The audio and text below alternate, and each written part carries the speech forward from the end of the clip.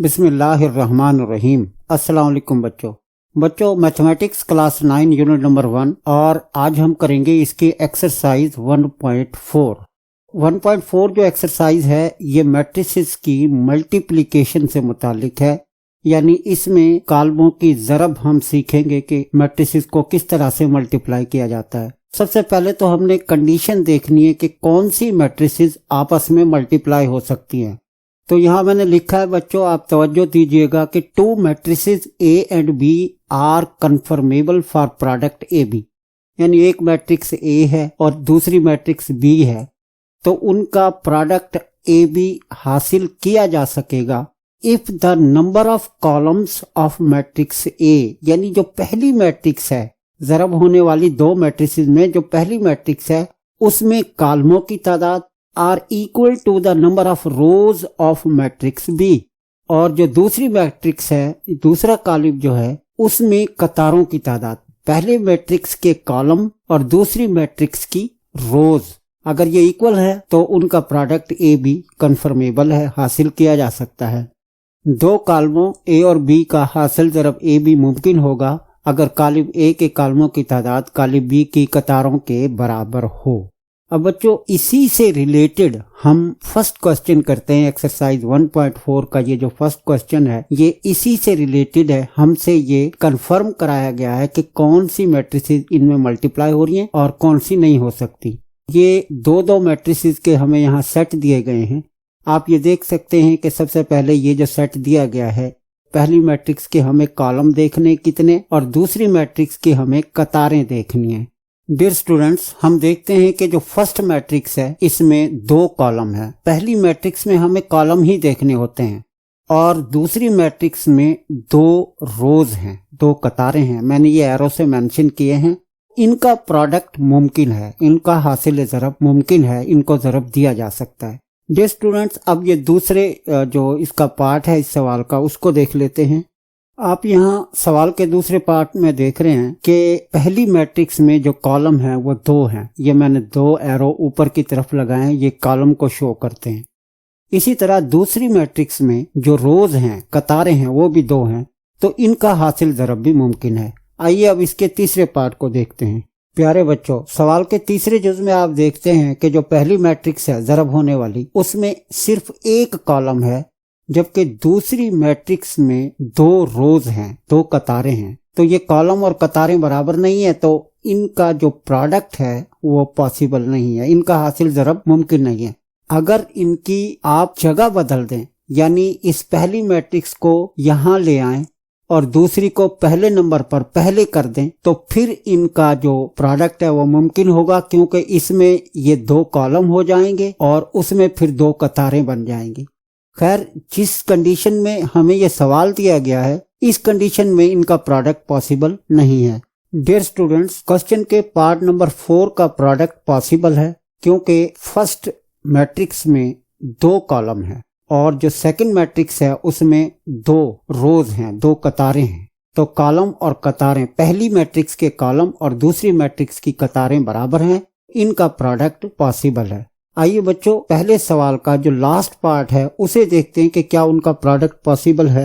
Dear students, question का जो last part है, जहां पर जो हमें दो मैट्रिसेस दी गई हैं, इनका प्रोडक्ट भी पॉसिबल है। आप देखते हैं कि फर्स्ट मैट्रिक्स में जो पहला कॉलम है इसमें तीन कॉलम हैं, जबकि इससे ज़रब होने वाला जो दूसरा कॉलम है या सेकंड मैट्रिक्स है उसमें तीन रोज हैं। तो ये कॉलम और ये रोज, फर्स्ट मैट्रिक्स के कॉलम और ये सेकंड मैट्रिक्स की रोज इक्वल हैं, तो इनका प्रोडक्ट भी पॉसिबल है।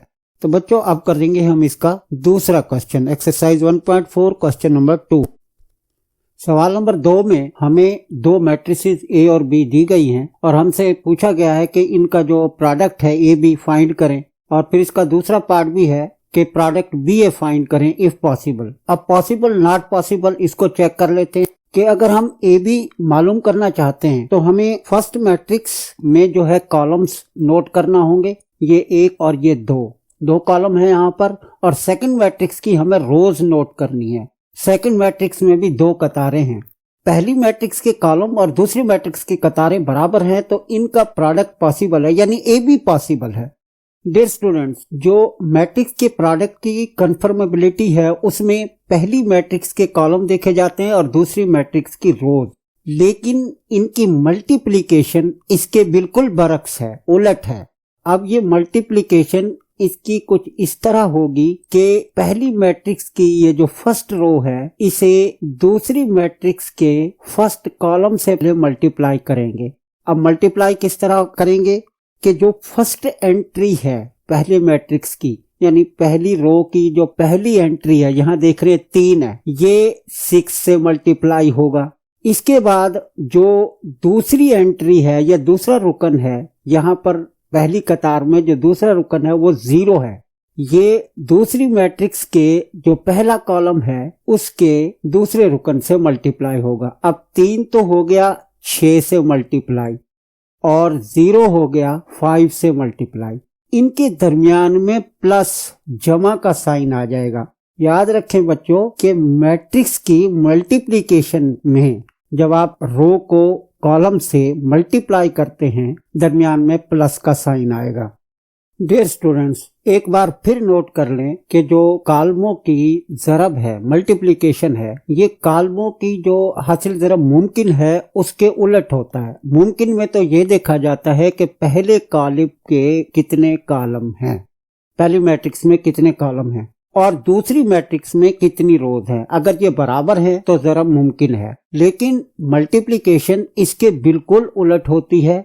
अब यहाँ आप देख रहे हैं कि ये फर्स्ट रो है 3 और 0, ये इस कॉलम से मल्टीप्लाई होगी, यानी उसका उलट है, कन्फर्मेबिलिटी का उलट है। आप देख रहे हैं ये ग्रीन मैंने सर्कल लगाए हैं और फिर लाइन खींची है, फर्स्ट एंट्री फर्स्ट से मल्टीप्लाई होगी और फिर ये रेड कलर में ये 0 को मैंने रेड कलर दिया और इधर 5 को, ये 0 फर्स्ट रो की सेकंड एंट्री थी और 5 जो है ये दूसरी मैट्रिक्स में पहले कॉलम की सेकंड एंट्री है, ये आपस में मल्टीप्लाई होंगी और इनके दरमियान में, इनकी मल्टीप्लिकेशन के दरमियान में ये प्लस आ जाएगा, यानी 3 मल्टीप्लाई 6 प्लस 0 मल्टीप्लाई 5। अब इसी तरह इस दूसरी कतार की बारी होगी, -1 मल्टीप्लाई 6 प्लस दरमियान में आ जाएगा जैसे ऊपर आया था 2 मल्टीप्लाई 5। अब बच्चों आपने इनको ज़र्ब कर लेना है, 3 मल्टीप्लाई 6 18 बन जाएगा, आगे जमा है प्लस है, 0 मल्टीप्लाई 5 0 बन जाएगा, यानी 18 प्लस 0 और इसी तरह ये -1 मल्टीप्लाई 6 -6 बन जाएगा और 2 मल्टीप्लाई 5 10 बन जाएगा, तो ये बन जाएगा -6 प्लस 10। तो इस तरह से बच्चों ये 18 प्लस 0 18 ही बन जाएगा और -6 प्लस 10 यानी 10 में से आप 6 माइनस कर देंगे तो 4 बच जाएगा। तो इस तरह से इसका प्रोडक्ट ए भी जो पॉसिबल था वो 18 और 4 यानी एक मैट्रिक्स हासिल हुई है हमें। इसमें 2 कतारें हैं और 1 कॉलम है, इसका ऑर्डर 2/1 है। अब बच्चों इसका हम चेक करते हैं दूसरा पार्ट जो था BA। अब हम देखते हैं कि क्या इसका प्रोडक्ट BA पॉसिबल है। बी में कितने कॉलम है डियर स्टूडेंट्स? 1, 6 और 5 और मैट्रिक्स ए में 2 कतारें हैं। तो पहली मैट्रिक्स में कॉलम 1 है, दूसरी मैट्रिक्स में रोज जो है वो 2 हैं जो कि इक्वल नहीं है। तो product BA is not possible, हासिल ज़रब BA मुमकिन नहीं है। डियर स्टूडेंट दूसरा सवाल हुआ, अब इसका तीसरा सवाल देखते हैं।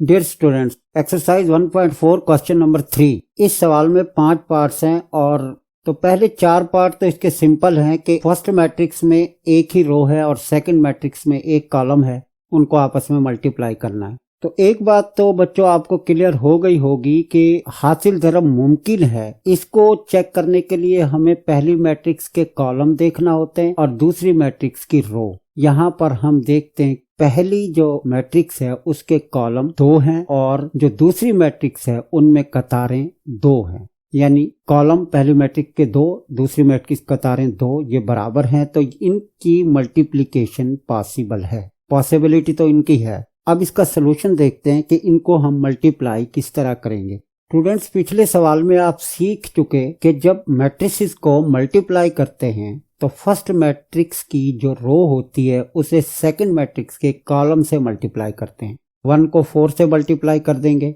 दरमियान में प्लस आ जाएगा, और 2 को 0 से मल्टीप्लाई कर देंगे, 2 मल्टीप्लाई 0। अब 1 मल्टीप्लाई 4 ये 4 बन जाएगा, और 2 मल्टीप्लाई 0 ये 0 आ जाएगा।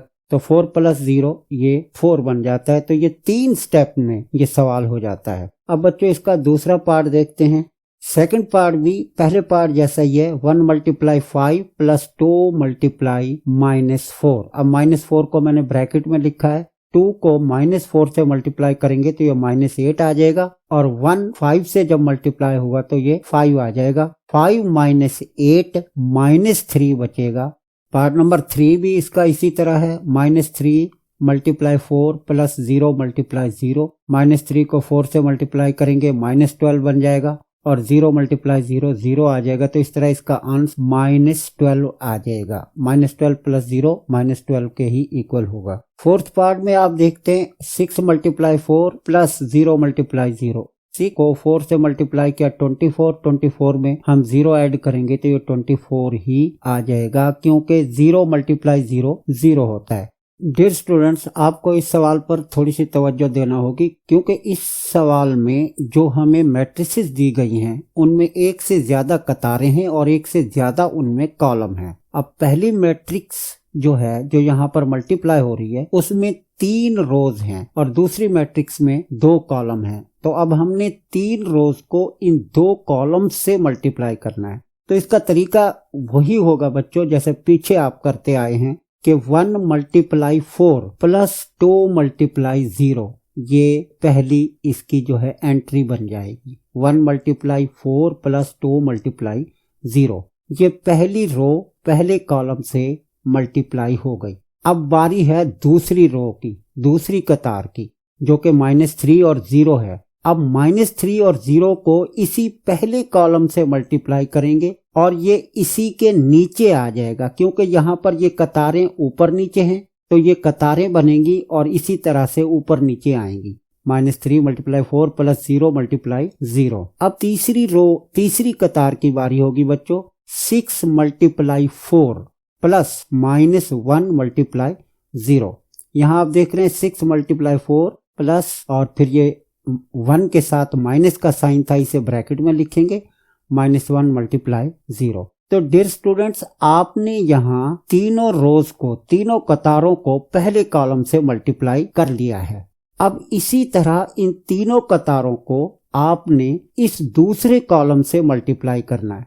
1 मल्टीप्लाई 5 प्लस 2 मल्टीप्लाई -4, तो ये सामने इसके आ जाएगा, यानी ये दूसरा कॉलम बनेगा। क्योंकि ये यहाँ दूसरे कॉलम से मल्टीप्लाई हो रही हैं तो ये दूसरा कॉलम बनेगा। इसी तरह जब दूसरी रो से मल्टीप्लाई करेंगे, -3 मल्टीप्लाई 5 प्लस 0 मल्टीप्लाई -4, तो ये दूसरे कॉलम का दूसरा रुकन बनेगा। और अब बारी है तीसरी रो की, तीसरी कतार की। 6 मल्टीप्लाई 5 प्लस दरमियान में आएगा, फिर -1 मल्टीप्लाई -4। तो इन दोनों को ब्रैकेट में लिखेंगे, क्योंकि दोनों के साथ जो साइन है वो माइनस का है। अब डियर स्टूडेंट्स, आपने इनको पहले मल्टीप्लाई कर लेना है। 1 मल्टीप्लाई 4 ये 4 बन जाएगा, 2 मल्टीप्लाई 0 ये 0 बन जाएगा। इसी तरह 1 मल्टीप्लाई 5 ये 5 बन गया, और 2 मल्टीप्लाई -4 तो ये -8 हो जाएगा। अब दूसरी रो को ले लेते हैं, -12 ये बना, प्लस 0, -15 प्लस 0, क्योंकि 0 से कुछ भी मल्टीप्लाई हो वो 0 हो जाता है। फिर तीसरी रो में आ जाएं, 6 मल्टीप्लाई 4 24, और -1 मल्टीप्लाई 0 ये 0 हो जाएगा। इसकी तीसरी रो की जो दूसरी एंट्री होगी, 6 मल्टीप्लाई 5 ये 30 हो जाएगा, और -1 को -4 से मल्टीप्लाई करेंगे, माइनस माइनस प्लस, अलजबरा में ये प्लस बन जाएगा, और 4 1s are 4, 30 जमा 4 30 प्लस 4। अब आप इनको ऐड या सब्ट्रैक्ट कर लेंगे, 4 प्लस 0 4 हो जाएगा, 5 -8 -3 बच जाएगा, -12 प्लस 0 ये -12, और इसी तरह ये -15 ये 24 आ जाएगा, और ये 34। तो इस तरह से इसका जवाब आ जाएगा। तो बच्चों इस सवाल में आपने ये देखा कि अगर मैट्रिसेस की मल्टीप्लिकेशन में एक से ज्यादा रोज और एक से ज्यादा कॉलम हो तो पहली मैट्रिक्स की जितनी भी रोज हैं बारी बारी उन्हें पहले दूसरी मैट्रिक्स के पहले कॉलम से मल्टीप्लाई कर लेते हैं और उन एंट्रीज को ऊपर नीचे लिखते हैं। फिर उन्हीं रोज को दूसरे कॉलम से मल्टीप्लाई करके फिर आगे सामने लिखते हैं, यानी दूसरा कॉलम बनता है और उनको मल्टीप्लाई करके फिर उनको ऐड सब्ट्रैक्ट करते हैं, जवाब आ जाता है। तो बच्चों ये 3 सवाल कंप्लीट हुए। वीडियो देखते रहें, चैनल सब्सक्राइब करें, साथ रहें। शुक्रिया।